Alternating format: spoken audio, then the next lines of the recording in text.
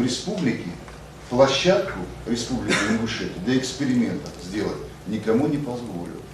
А то, что вы спрашиваете, это будет, к сожалению, продолжаться до тех пор, пока те деньги, которые брошены, они не кончатся. Потом будет опять, потом будет какая-нибудь новая технология, потом опять к нам вернутся, и потом опять начнется информационный терроризм по отношению к республике. Что касается поддержки регионов, прежде всего регионов Юга России, то должен сказать, что она осуществляется в масштабах, которые гораздо больше, чем поддержка других регионов Российской Федерации. Фактически почти все эти регионы относятся по основным параметрам к депрессивным регионам. Самая главная задача там создание собственной экономики и собственных рабочих мест. Это в значительной степени будет зависеть от самих субъектов Российской Федерации на юге России.